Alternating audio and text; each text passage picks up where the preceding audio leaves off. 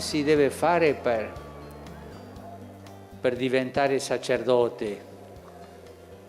Dove si vendono le entrate? No, non si vendono. Questo è una cosa che l'iniziativa la prende il Signore. Il Signore chiama a ognuno che vuol che diventi sacerdote, e forse siano alcuni giovani qui che hanno sentito nel suo cuore questa chiamata, la voglia di diventare sacerdoti, la voglia di servire agli altri nelle cose che vengono di Dio, la voglia di essere tutta la vita al servizio per catechizzare, battezzare, perdonare, celebrare l'Eucaristia, curare gli ammalati, ma tutta la vita così. Se qualcuno di voi ha sentito questo nel cuore, è Gesù che lo ha messo lì. Curate questo invito e pregate perché questo cresca e dia il frutto in tutta la Chiesa.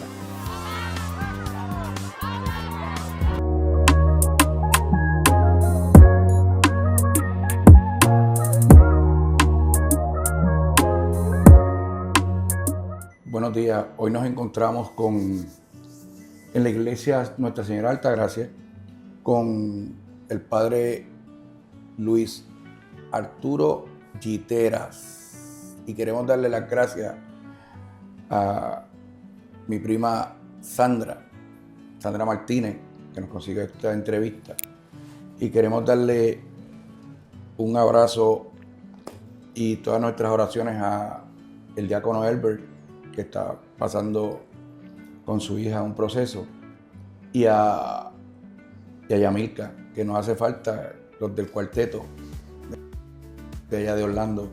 Estamos aquí en Puerto Rico y aprovechamos la oportunidad para hacer una entrevista, porque tenía una idea que siempre me estaba rondando la cabeza: cómo un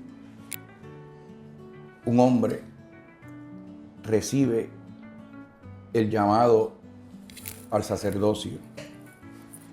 Y es bien interesante porque tenemos que recalcar que es un hombre, tiene sus debilidades, tiene sus fortalezas, y hay veces que nosotros tenemos que poner un poquito de nuestra parte y pensar que tenemos un ser humano detrás de la sotana y detrás del alba.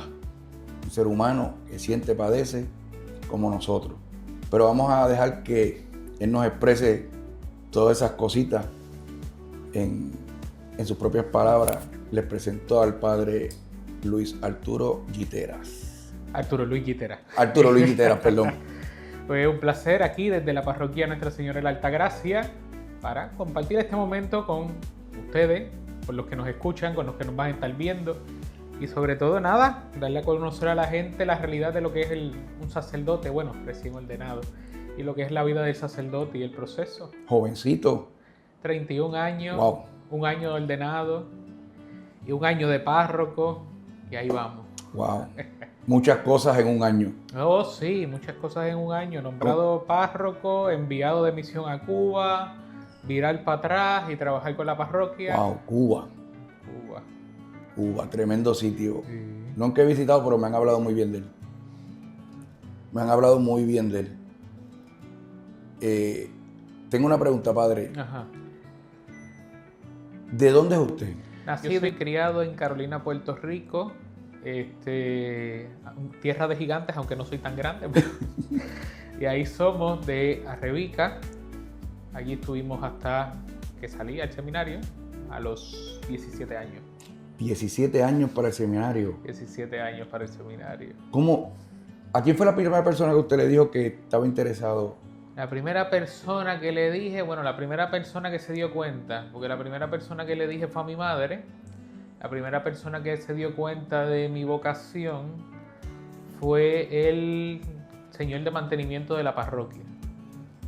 Eso lo vamos a ir profundizando. Wow. A la primera persona que le dije fue a mi madre, y se lo dije con esta frase: yo quiero que mi apellido muera por muchos a que viven uno. Eso es complicado para un muchacho de 15 años decir cosas así, pero está bien.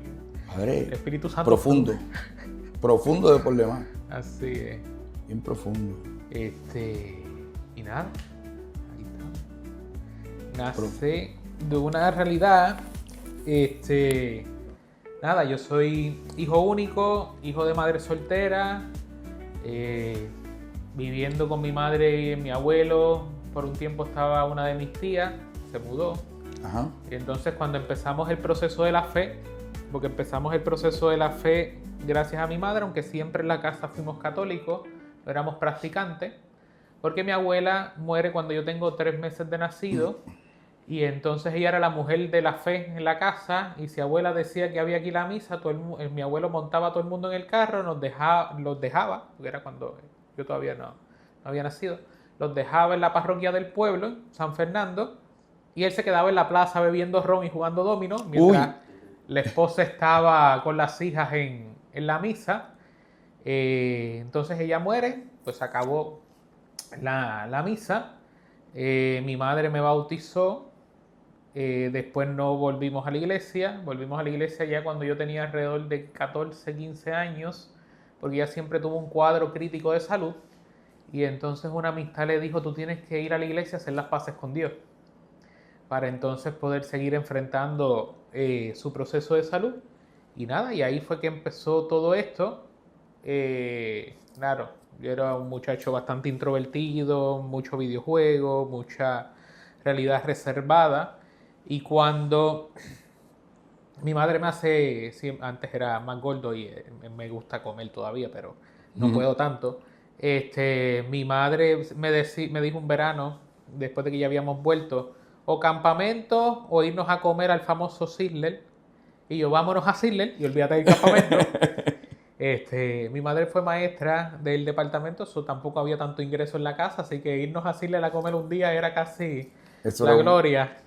Pues entonces mi campamento se convirtió en ir a la parroquia, a ayudar al de mantenimiento, a pasar la escoba, a recoger, a limpiar, a estar allí, hasta el punto que un día mi párroco le dice a mi madre, no me mandes el nene aquí, que esto no es un cuido. Y claro, mi madre le dice, él se levanta, solo se para y se va. Yo no lo mando, yo no lo llevo en el carro, lo suelto allí. Él se para, camina hasta la parroquia, que la parroquia me quedaba como unos 15 minutos. Y está allí. Y nada. Ahí pues claro, compartiendo con él, con el de mantenimiento, pues él empieza a tirar sus pullitas de inquietud vocacional. ¿Tú te ves en el altar? Y yo, no. ¿Tú quieres ser monaguillo? No. ¿Tú quieres ser lector? No. Ok, ¿qué voy a hacer con este nene? Ahí siguió pues este proceso poco a poco de ir escuchando la voz del Señor también, porque el Señor grita cuando nosotros nos hacemos los sordos fuertemente. Y me acuerdo un día, yo siempre tenía 3 preguntas crasas en mi vida, y ahí contestamos entonces lo que le había dicho de mi madre, de que yo quiero que mi apellido muera por muchos a que viven uno. Y era porque en Puerto Rico yo soy el único varón que carga el apellido materno, porque el apellido paterno, porque mis apellidos son maternos.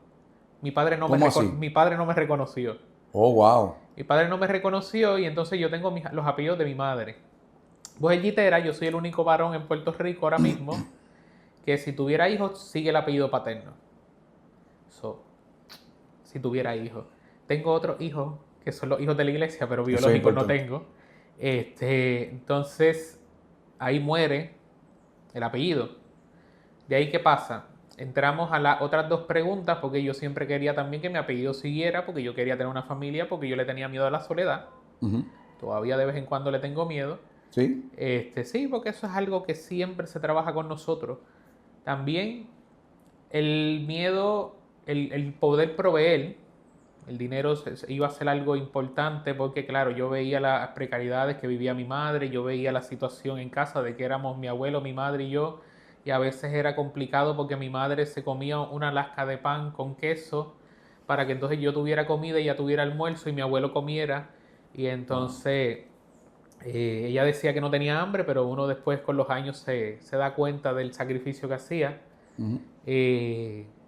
Yo originalmente iba a estudiar farmacéutico, porque claro, yo nunca he visto un farmacéutico pobre. Y entonces ya estaba todo el plan hecho. Dónde iba a estudiar, cuánto tiempo iba a estudiar, dónde iba a trabajar, cuánto tiempo iba a trabajar aquí, sucesivamente hasta el retiro. Y la otra pregunta era que yo quería no quería estar solo, el dinero, y quería que alguien me amara, como todo el mundo quiere que alguien lo ame. Claro, obvio. Y poder compartir la vida con alguien. Ahí entramos a la gran realidad. De entonces, ir a eso que fue aquel día que marcó mi vida.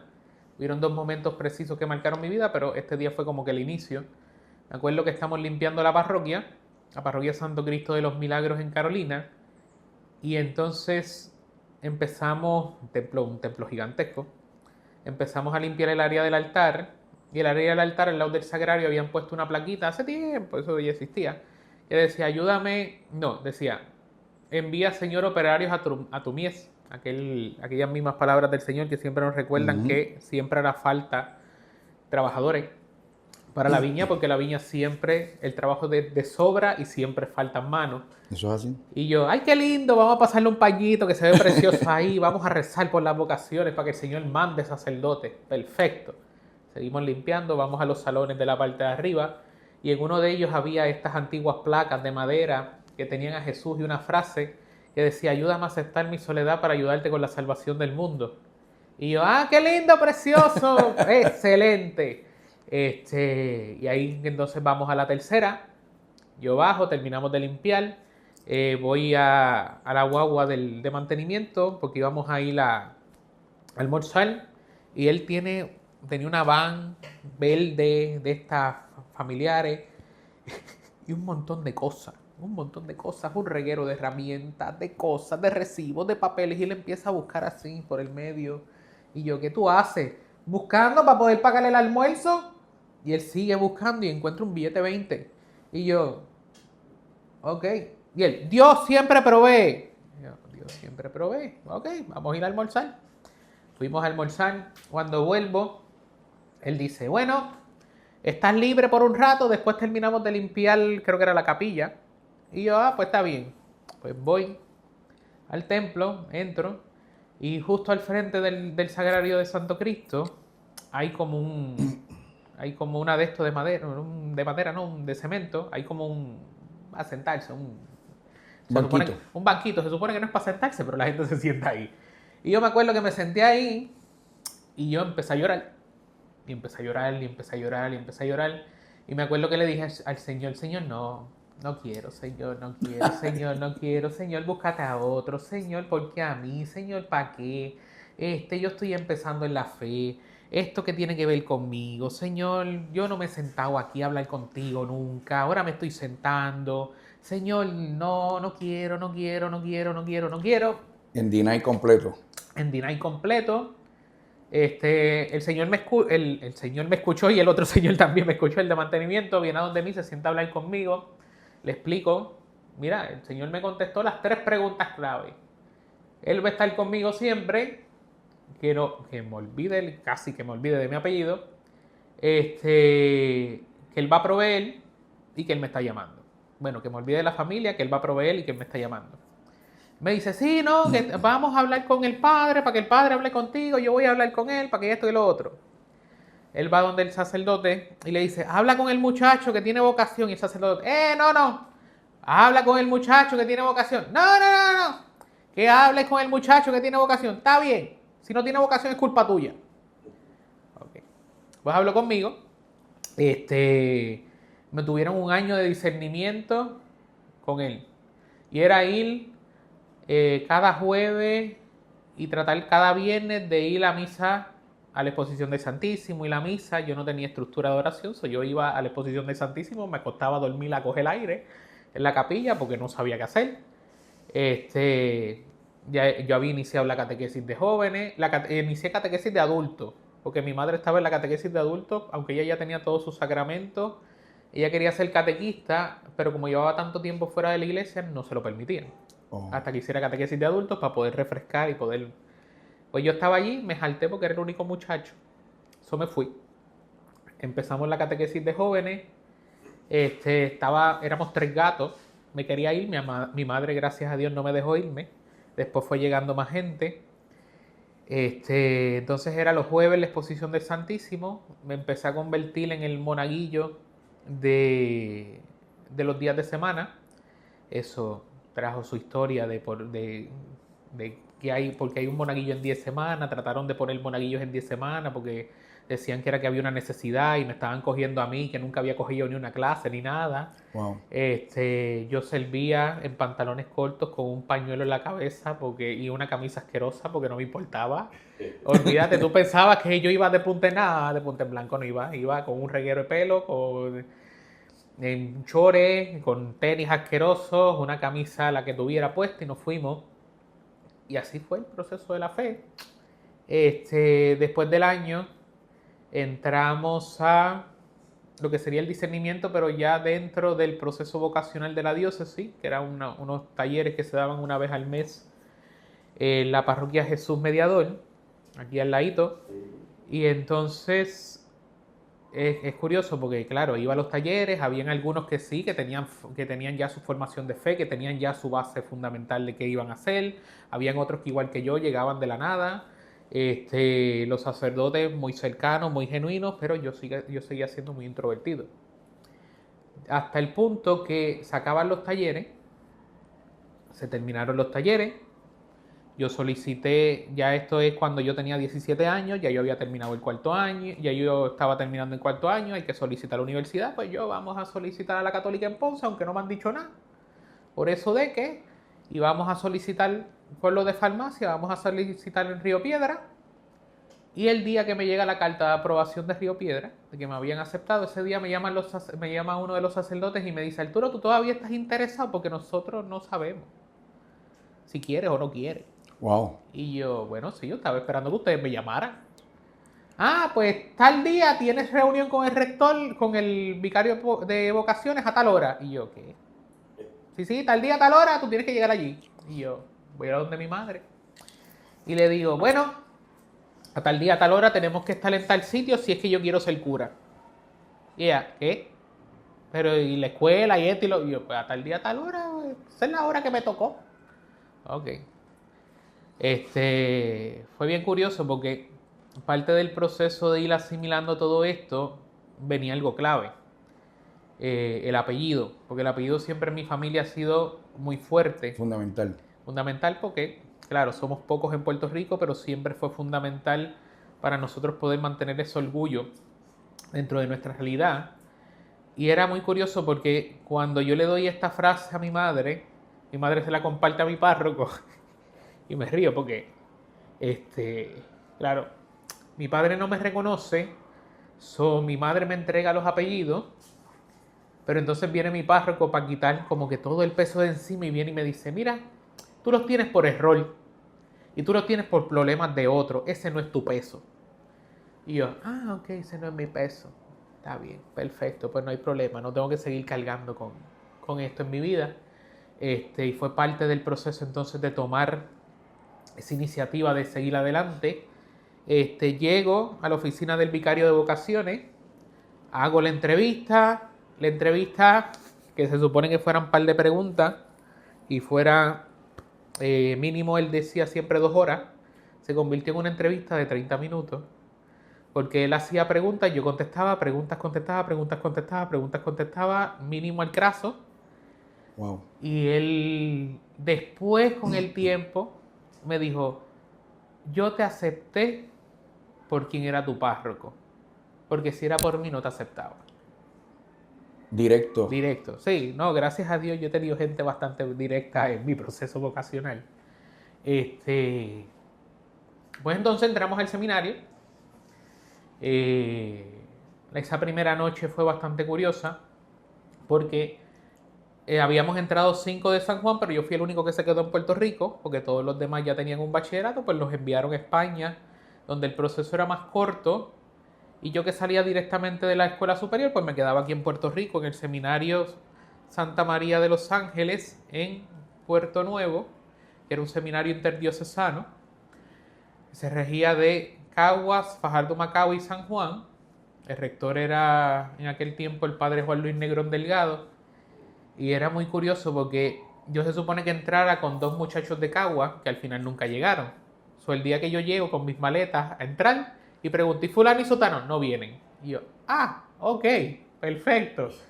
Pues antes de eso había tenido una entrevista con el rector del seminario que fue bastante curiosa porque volvemos a esto mismo de no tener, que mi papá no me reconociera, me tira la pregunta y me dice, Arturo, ¿cómo tú vas a ser padre si tú nunca tuviste un padre? Ujú. ¿Es verdad? Y sí. Entonces esa pregunta yo se la contesté 5 años después, porque ese día no se la pude contestar. Ese día yo dije, aquí a mí no me aceptaron por esta vaina. Y entonces se la contesté 5 años después, que él me la volvió a hacer. Y le dije, por lo menos yo sé el padre que no quiero ser. ¿Cómo así? Porque sé lo que no quiero ser. Yo no quiero estar ausente. Oh, ok, Yo entiendo. no quiero faltar, yo no quiero no ser responsable, yo no quiero, simplemente no quiero, porque una de las cosas que le decía, que le dijo mi padre a mi madre, porque dentro de las realidades de la vida, se supone, según los médicos, que yo fuera una masa sin vida, porque mi madre le da varicela alemana cuando me tiene en la barriga. Wow. Ella llegó a estar a 300 de fiebre. Yo nazco con una de las verruguitas por aquí, está todavía rotito. Y el médico le decía, abórtalo porque va a salir muerto. No va a haber nada, no va a poder, va a ser de estos nenes que va a durar 3 días. ¿Para qué te tiras al riesgo de arriesgar tu vida para que entonces nazca muerto también y tú te mueras? Ella no, que lo iba a tener. Tampoco fue tan fácil. Yo me agarré tanto de las costillas de mi madre que él se tuvo que trepar encima de ella y empujar la barriga porque no lograba sacarme. Con tu y cesárea. ¿Usted fue difícil, padre? Oh, sí, todavía lo soy. Y pasó las de Y caer, para entonces. las de caí, nazco, no pasa nada, todo bien. Pero ya mi padre le había dicho a mi madre que él no estaba preparado para atender un hijo con problemas. Oh, Eso que él no me iba a reconocer. wow. Perfecto. Pues todo eso se convirtió en esa figura de padre que yo no quería ser. Padre, quiero retornar un poquito atrás al momento en que usted pues recibió ese llamado, que usted dijo que no, ¿verdad? ¿Dijo que no por temor o dijo temor porque quería seguir en la vida que todos llevamos cotidiana, como quien dice? No, yo dije, pues sí, dije que no por las dos. Por temor a que era algo que yo no conocía y porque quería simplemente lo mismo, tener una familia, tener dinero, no estar solo, poder estar en lo normal, lo que conoce uno. No era porque era del mundo, no, yo era lo más antisocial que existe. Yo no ¿Sí? salía, mi madre me decía, te pago tal concierto y yo no me interesa, no quiero ir. Literalmente mis amistades iban a mi casa, no yo a la casa de ellos. Wow. Y entonces yo vine a salir cuando ya era grande, que tenía que salir a las cosas de la iglesia y eso. Y después cuando empecé a tener amistades y el mismo proceso te va formando y te va desarrollando para ser un ente sociable. Y entonces, otra cosa grasa. Muchas veces uno, por tenerle miedo al proceso, lo primero que le dice a Dios es que no. Porque entonces ahí es como yo ato mi voluntad a la de Dios. Porque entonces de repente yo estoy sintiendo esto, pero es lo que tristemente pasa en nuestra realidad. He tenido la cara fea del cura y he tenido la cara fea de lo que los feligreses me dicen del cura. No sé cuál es el testimonio que estamos dando, porque ahí es que viene algo que para mí fue crucial. Yo te decía que habían sido 2 momentos clave, este momento de los cuadros, que a lo largo de los cuadros y el evento del carro, y otro momento fue que en la vigilia pascual, participamos de la vigilia pascual, todo de lo más bien, mi párroco usualmente terminaba la vigilia pascual a las 6 de la mañana, cuando ya el sol salía. Pues mi madre se le ocurre la brillante idea de que nosotros ayudáramos el domingo con la misa, porque no iba a venir nadie, porque todo el mundo estaba saliendo de la vigilia pascual. Y yo, acabamos de llegar a casa, son las 7 de la mañana, la misa es a las 9, yo no he dormido, tú no has dormido. Ajá. Pues duermo una hora y vamos. Ok, pues dormí una hora, fuimos, llegamos a la parroquia a las 8:15 y ya mi párroco estaba abriendo ventanas, prendiendo el equipo, acomodando cosas, él. Sin tener ayuda de nadie. Sí, porque la O sea, gente empezó a llegar después. Ya él estaba acostumbrado a eso. Que él se amaneció. Él se amaneció y todo esto con una sonrisa en la cara. Y yo me decía pero este hombre no era el que estaba con nosotros aquí. ¿Qué pasó aquí? Y ahí sale lo otro. Y yo vengo y le digo a mi mamá, yo quiero esa felicidad. Yo no sé qué es eso, pero yo quiero eso. ¿Por qué? Porque como tú te desgastas o tú te desvives por algo y después no eres feliz.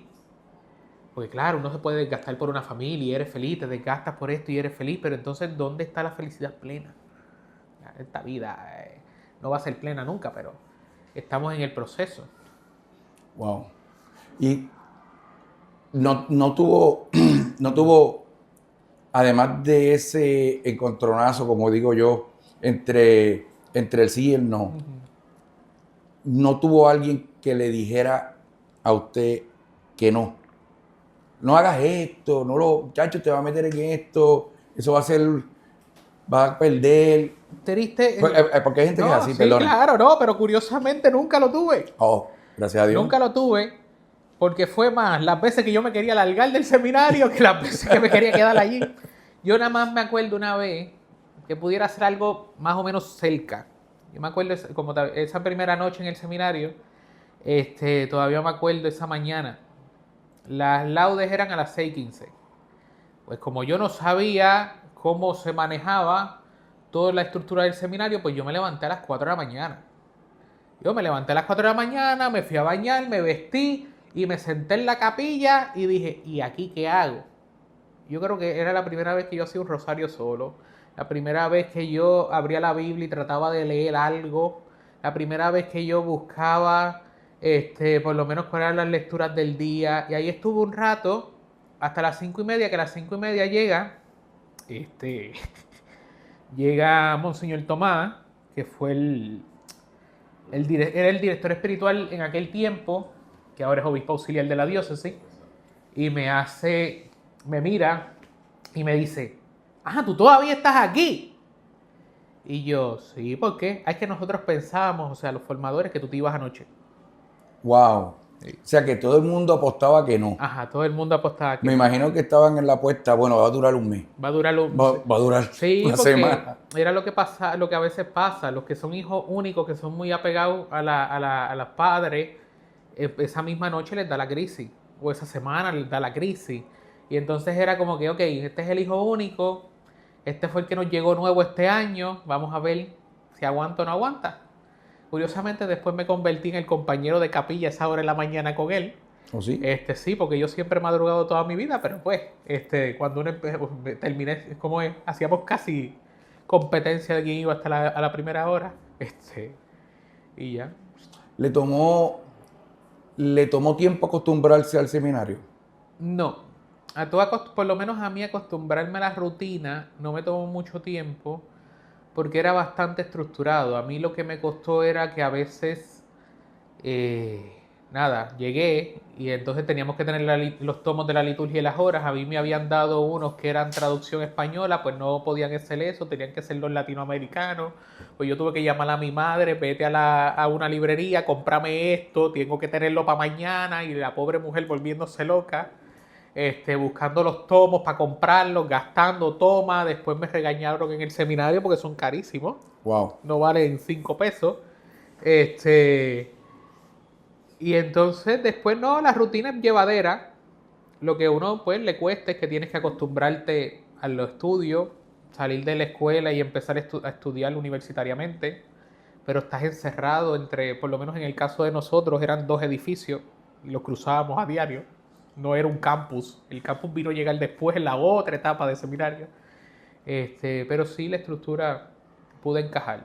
Y cuando usted llegó al campus, me imagino que habían otras personas que no eran sacerdotes. Sí, no, ya cuando llegamos al campus, nosotros vivíamos en una casa que nos había prestado la Pontificia Universidad Católica, porque vivíamos dentro de la Pontificia. Y entonces nada, éramos los seminaristas que vivíamos ahí, los de Caguas y los de San Juan, y entonces de ahí partíamos para las clases, que era mismo dentro del campus, así que estábamos caminando adentro. Pero era bien curioso tú estar dentro del campus y tratar de vivir el estilo seminario. No es lo mismo tú ponerte a rezar A eso iba. y otro por el lado gritando en el hospedaje de los varones, en el hospedaje de las nenas, y tú así, ok, hay que rezar, hay que meditar, hay que estar aquí, todos los gritos alrededor. Todavía me acuerdo, el rector que estaba con nosotros le pedía tanto a los de mantenimiento y que nos pusieran los screens para poder cerrar las ventanas y las puertas y prenderle el aire para poder sentarse a meditar, pero a la misma vez él hacía como que no, nosotros también necesitamos escuchar el ruido de afuera porque no nos podemos encerrar. Claro. Sí, tú encontrabas gente y era siempre bien curioso porque allá por lo menos ya los seminaristas del seminario de Ponce iban desde el pueblo de Ponce hasta la Católica y entonces ya se conocía. Lo curioso era cuando llegábamos los de San Juan y los de Cagua, que a veces los profesores hacían, tú eres seminarista, porque tienen las mismas fachas. Y entonces, claro, el resto del estudiantado, los que eran católicos, pues se acercaban, los que no eran católicos, pues te hacían repelillo, hasta que, nada, se daban cuenta o que uno podía ayudarle con la clase o algo, y entonces ahí... A eso iba. Cuando usted se encontraba con este tipo de personas, ninguno de estas personas vino donde usted como a pedirle un consejo, como oye, a traerle usted sabe, sus Sí, problemas y demás. y sus cosas. Mira, en el campus nunca me pasó. Me ha pasado más cuando conozco gente ahora. Ahora se acercan, que eres cura, que tú estás en este proceso. Mira, yo no soy practicante, yo no esto, pero pues quiero hablar, tú me puedes escuchar, podemos hablar y hay mucha gente que se acerca, incluso actividades familiares de otra gente que invitan a uno y de repente te presentan y al rato vienen y se sientan al lado tuyo, podemos hablar y tú, ok, está bien. Yo no practico, yo no esto, y yo, pues está bien, perfecto, pues ¿qué quieres hablar? Sí, no, es más ahora. Es más ahora que antes. Que antes, sí. Pero antes no se acercaban mucho, me quiere decir. No, antes yo creo que era también mi realidad de ser muy reservado. Y entonces no. Sí, con otros muchachos se acercaban. Siempre había uno que otro. Siempre tuvimos un muchacho, me acuerdo que él era de familia protestante, que iba mucho a la casa. Entonces se sentaba a hablar con nosotros y hablábamos y discutíamos. Pero así de que fueran a presentar sus situaciones y cosas, no. No. Y cómo una vez usted sale del seminario, vamos allá a hablar los primeros momentos antes de la ordenación, como per se, cómo su mamá, cuál fue la impresión de su mamá. Bueno, pues mi mamá nunca se enteró de mi ordenación porque mi mamá murió por el huracán María. Oh, lo siento mucho, perdone. No, tranquilo. Mi madre muere a causa del huracán María. De ahí yo salgo 2 años del seminario para trabajar el proceso del duelo, trabajar la asistencia psicológica, porque el golpe había sido tan fuerte porque fue a 5 días del huracán. Entonces no había nada aquí en Puerto Rico porque todo fue un desastre. Y nada, todo el proceso de hijo único y tener que trabajar todas esas situaciones, porque cuando volvimos ese primer semestre, que más o menos fue normal, de 5 clases yo nada más pasé 3. No, perdón, de 5 clases yo pasé 2. Wow. Y ya estábamos en maestría. El rector toma la decisión de entonces pedirme, mira, sal y atiéndete. Porque, claro, vivíamos en Ponce, estábamos en los viajes y no era posible que yo viera a la psicóloga en aquel momento muy frecuente. Pues entonces salgo, empieza el proceso de yo atenderme semanalmente, hasta que poco a poco vamos trabajando el duelo y varias cosas más. Y entonces ahí es que hacemos el proceso de ver, ¿y ahora qué? Que estás probando que estás afuera, que estás probando que hay algo diferente, ya no está mamá, abuelos, tengo un home, estás viviendo solo porque tenía que vivir solo porque tenía que estar en la casa. ¿Y ahora qué hacemos? Después de 2 años vuelvo al seminario. Y ahí viene otro cambio, porque ahí cerraron el seminario interdiocesano en San Juan y pasamos completo al seminario de Ponce. Y se forma un nuevo seminario, que es el Seminario Interdiocesano María Madre de la Divina Providencia. Yache.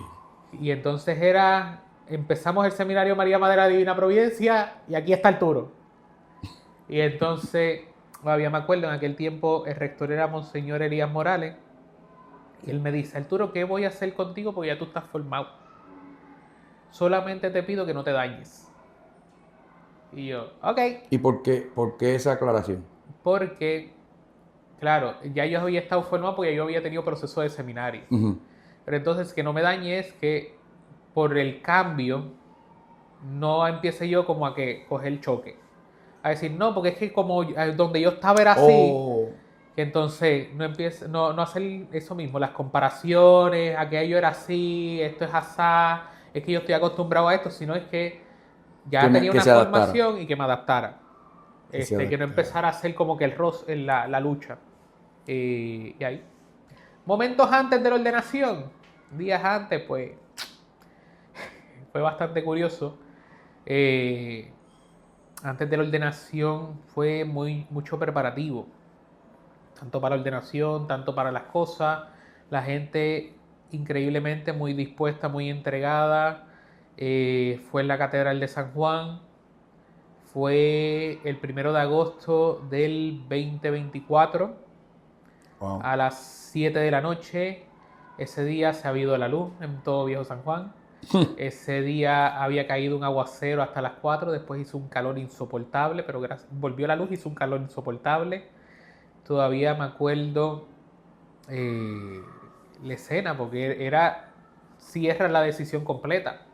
Porque sí, ya estaba ordenado diácono, ya había un voto una promesa de celibato, ya había una estructura que había que seguir, ya había una liturgia de las horas que había que rezar por amor y por obligación, ya había unos compromisos, ya había unos trabajos, ya había unos procesos, pero entonces ahora le pones el sello.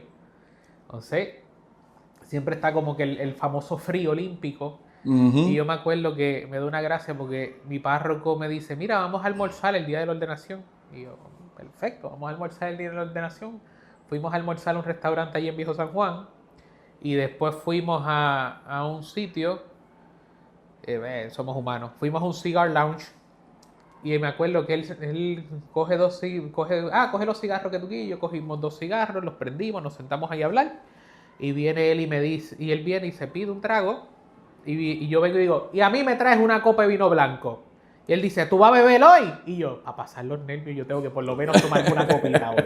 Pero cogí un cigarro. Cogí un cigarro, sí. Wow. Sí. Es curioso porque la mente del ser humano normal piensa que el sacerdote no fuma No y fuma. solamente ingiere Vino. la sangre de Cristo Ajá. consagrada. Consagrada, o el padre lo que bebe es vino. Exacto. Y solamente se le puede regalar vino, porque él no bebe más nada. No, sí, esas realidades yo las he visto. Ha sido bien curioso cuando tú te presentas y pides otra cosa, cuando tú te sientas y tomas algo, cuando la gente ve a unos siendo humanos. Le da hasta temor a uno ver sentarse al lado del padre en un restaurante y que el padre pida, padre, ¿qué quiere beber? ¿Una Coca-Cola? No, dame una copita de vino. ¿Cómo? Sí, dame una copita de qué. ¿Porque tú crees que yo estoy qué? Sí, ¿no? Y entonces también el compartir, claro, es lo mismo. Se nos llama a no pasar los excesos, a poder tener control, a cuidarse, pero eso se le llama a todo el mundo. Claro. Entonces, claro, yo tengo que dar un testimonio, no va a ser el que el padre se siente solo y se toma una botella sola en un restaurante, a que todo el mundo, mira, el padre está ahí, parece que tuvo mala noche, está ahí pasando el trago. No, es también dar que yo puedo estar aquí, que yo puedo dar el testimonio, que yo puedo sentarme contigo y no es que esto es el mayor pecado del mundo, sino aprender a ser moderados, aprender a controlarse. Es correcto. Es importante ver esa parte de ustedes, los sacerdotes, porque nosotros los vemos como un ser supremo. Y como ustedes nos llevan la palabra y demás, pues lo vemos, tenemos que tenerlo. Padre, Porque hasta en la misma iglesia yo los veo que la gente... Yo digo, lo van a cargar y lo van a llevar al carro. Porque no los dejan vivir. No, Y ustedes comen, van al baño, disfrutan de la alegría, sienten pena. O sea, tienen claro. todos los sentimientos que puede tener una persona. Pero dentro de todo eso, ¿cómo usted, todos esos sentimientos, cómo usted lidió en el momento de la ordenación con su mente? El momento de la... Mira, yo lo Ahí, lidié... en el momento en que el padre, pues, el obispo. Sí, el obispo impuso las manos. Sí. Ese momento fue crucial. Porque yo siempre le decía al Señor una frase que le pertenece al beato Álvaro del Portillo. Uh-huh. Gracias, perdón y ayúdame más. Y era ese momento en el cual llegaba la imposición de las manos, en que yo me acordaba, Señor, que no sea tu voluntad, que no sea mi voluntad sino la tuya. Entonces, hacer eso, porque era recordarme constantemente de que fuera su voluntad, de que esto es lo que el Señor me pide, de que es lo que el Señor está buscando que yo acepte, de que el Señor necesita esto. Alguien me decía en estos días, no es que no somos reemplazables y no es que no somos irreemplazables, es que somos necesarios. Uh-huh. Entonces, parte de ser necesarios es parte que somos necesarios para que el Señor obre a través de nosotros para llevar a cabo su mensaje de salvación. Y una vez usted hace ese voto, usted se centró, hubo un cambio drástico en usted. Sí, hay un cambio completamente porque tú vas reconociendo en lo espiritual. En lo humano sigues siendo el mismo humano, sigues teniendo los mismos tropezones, sigues teniendo las mismas cosas. Lo que cambia es cuánto más tú vas a amar a Dios. Cada día. Cada día como tú vas a amar a Dios, cada día como tú vas a demostrarle este amor a los otros, cada día como tú no te vas a quedar simplemente en demostrar lo humano. Claro, lo humano es parte y hay que cuidarlo, acompañarlo, no somos un dualismo, pero sí es que mi humanidad disminuya para que aumente la de Él, para que aumente Cristo, la presencia. Oh, entiendo. Porque tú me dices a mí, Padre, ¿cómo fue el día después? Pues el día después yo fui a bendecir un apartamento de un muchacho universitario en Mayagüez y la familia me decía, Padre, ¿qué usted quiere hacer? Gracias porque fuimos. Yo quiero dormir. Llévame a mi casa que quiero dormir. Padre, pero no quiere salir. No, yo lo que quiero es dormir porque tengo sueño, estoy cansado. Porque en la ordenación, aunque el recién ordenado tal vez no haga mucho, es agotador. Entonces, yo me acuerdo que me había hecho el compromiso. Dale, vámonos al otro día y te bendigo el apartamento del muchacho y ya. Y ahí es que viene. ¿Y con qué santo o con qué apóstol usted, no es que sea igual o que se asemeje, sino con cuál de los dos, uno u otro, usted cree que lleva en su mente y cuál es la inspiración de usted? Mira, ahí tenemos dos. Tengo a Pedro, por la terquedad de Pedro, porque yo sí soy igual de terco que Pedro. Yo me reconozco que soy capaz de que dejé de mirar al Señor, me hundí y no le doy la mano hasta que trate de salir yo. Y muchas veces el Señor tiene que jalarme incluso por las barbas a poder sacarme del agua. Uh-huh. Y el otro es San José María Escrivá, particularmente porque él siempre se identificaba con un burrito. Entonces es muy curioso esta entrevista porque esta semana mi oración ha sido, Señor, como bruto y como burro, dime las cosas. Oh, wow. Y entonces ha sido mi oración durante esta semana y entonces me acordaba mucho, como bruto como Pedro y como bruto como José María, como burro como José María, para entonces yo poder entender claramente qué es lo que tú quieres. Porque es parte de ese proceso, porque, mira, en lo craso, yo lo que tengo es un año de ordenado. Si nosotros miramos las estadísticas, que el Vaticano es muy honesto en ellas, de 1 a 5 años es el range para uno salirse. Y es el range de que, ok, esto no era, ¡pum! Y se van. O entregan, ¡pum! Y esto no van. Y a veces eso es algo que tiene que reconocer la gente. Por esto mismo de que los cargan, los llevan, los sientan, los trepan en un pedestal. Me acuerdo aquel chiste argentino que creo que decía el Papa Francisco, que si tú quieres matar a un argentino, déjalo subir a su ego, trépalo en un pedestal y después dale un empujón para que tú veas cómo se muere, de lo alto que está. Y a veces eso pasa, trepamos a los sacerdotes tan alto, tan alto, tan alto, que cuando nos muestran algo de humanidad se nos cae el mundo. Es verdad. Eso es muy cierto, porque a veces nosotros como católicos queremos que el Padre, queremos que, como dije ahorita, que el Padre es el Ser Supremo, y también se molestan, le da coraje, le da coraje, le da ansiedad, todo lo que tenemos nosotros. Pero Padre, ¿qué usted le diría a los jóvenes, tanto varones como hembras, que todavía que han sentido el llamado pero no se han decidido? ¿Qué recomendación usted le diría? Mira, lo mejor es lanzarse, lo mejor es tirarse, lo mejor es hacer el proceso, lo mejor es entrar en ese proceso de discernimiento y de relación con Dios, porque hasta que no lo hagas, vamos a seguir con lo mismo. Hasta que no lo hagas va a ser como que y si hubiera sido, y si hubiera sido, y si hubiera sido. Y es mejor, Dios no nos va a dar nada que nos haga infeliz. Dios simplemente quiere que nosotros seamos felices a través de la gracia. Pero si nosotros no le abrimos la puerta a Dios para que entre, nos quedamos ahí en el que hubiera sido, y si hubiera sido así, hubiera sido.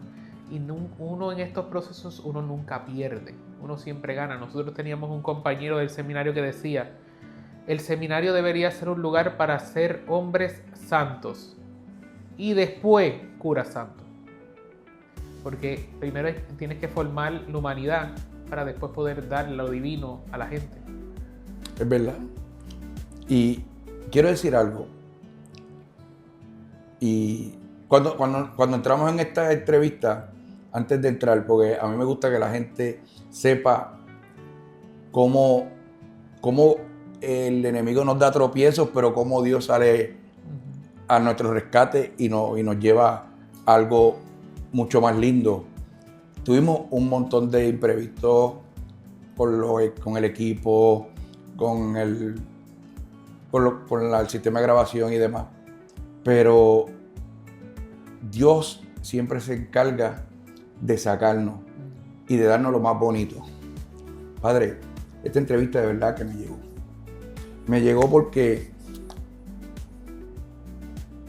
uno conoce al sacerdote, pero no conoce al hombre. Y conocer un hombre como lo es usted, que usted se negó como Pedro, terco como Pedro, pero a la vez dejó que Dios rompiera ese vaso y lo volviera a reconstruir.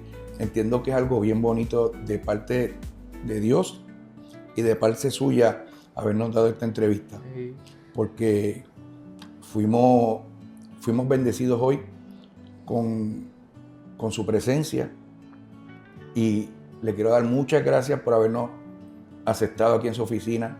Claro. Y que es la primera entrevista que doy en Puerto Rico. Que sea para honra de Dios. Oh, eso hace. Mira, te comparto mi director espiritual, que es un santo. Hablando eso mismo de la ruptura, me regalaba este mensaje esta mañana. No somos nada peor, somos de barro. Pero ese barro en las manos de ti, Señor, se convierte en colirio, en ungüento. Y con ese colirio podemos curar y ayudar a mucha gente y a nosotros también. Muy bonito. Muy bonito. Encierra todo lo que usted ha hecho en este año. Y que para bien sea, que sean muchos años. Que no sea como un matrimonio que dicen de 1 a 5 años tú se divorcian. No. Yo espero que siga de nuevo. Y espero que en el futuro nos permita entrevistarlo con otro tema. Claro. Que va a ser, este es el primero de muchos. Y nos gusta abordar este tipo de temas porque nos llena y nos impulsa a trabajar más con usted y por usted, que son los que nos llevan y nos ayudan espiritualmente, porque somos pecadores, pero sin ustedes no llegamos a la intersección de buscar el perdón con el más que manda, que es Dios. El más que manda, con Dios. Sí. Así es. Y desde aquí, desde Río Piedras, Carolina no, porque desde Río Piedras, Nuestra Señora de la Altagracia. Me acuerdo porque hay una señora en Orlando que se llama Altagracia y ella es Nuestra Señora porque ella está en todo. Está en todo, pero es bien chulita. Qué bueno. Ella y el esposo son bien nice. Le damos las más expresivas gracias por atendernos. Claro. Espero que pues Siempre siga. Y tiene mi número. Cuando necesite. Muchas gracias. Muy encantado de servirle. Perfecto, me encomiendo a sus oraciones y sobre todo esta comunidad parroquial de Nuestra Señora de la Altagracia, para que también cuenten con nuestras oraciones, que Dios los acompañe en su ministerio y ustedes recen por nosotros para poder nosotros dar vida, que es lo que nos pide el Señor. Eso es así. Padre, un placer de nuevo. Igualmente. Y si Dios está con nosotros, ¿quién contra nosotros? Así.